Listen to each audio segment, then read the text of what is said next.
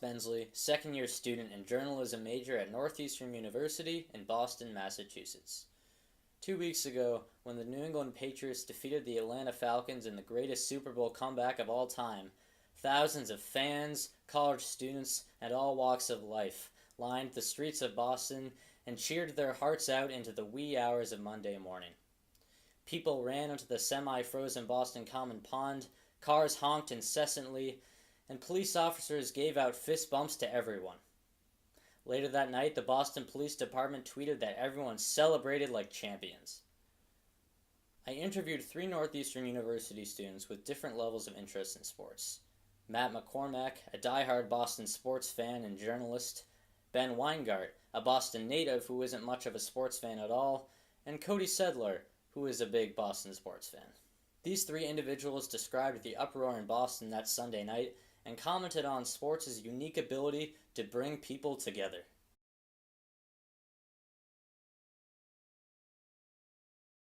I feel like I don't remember. It was just such a blur. Like everything was so crazy. It just the comeback, waiting on every single second. But when they finally scored that final touchdown, it was just like I didn't even know what to do with myself. Like I put so much energy into the comeback that when they finally came back, I was just in shock. It was almost a feeling of relief and happiness. Whereas I feel like if they were winning or if it was a competitive game the whole game, then there would have been much more build-up. But everyone was in such shock that it was kind of hard to do anything else but be stupidly happy. It was insane. There were just hordes and hordes of people, all at different levels of inebriation.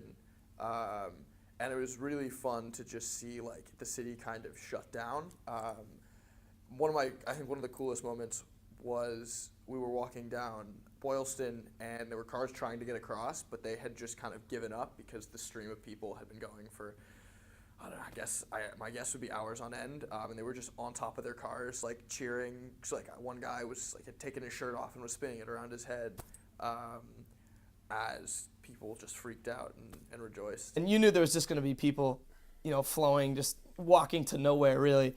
My freshman year, I was here when they won the Super Bowl over the Seahawks as well in 2014, so it was the same sort of deal.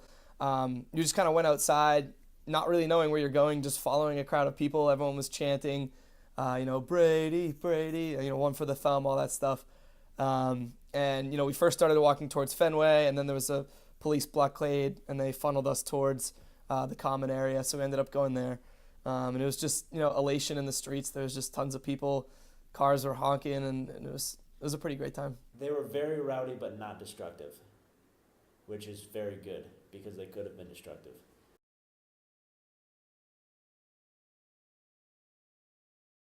I think they rallied around the idea that anything's possible, and the Patriots kind of show people that you shouldn't give up on what you're trying to do. And that's honestly what they, throughout the parade and social media, that's kind of what their message was not to give up. I think they're powerful because they come with strong messages.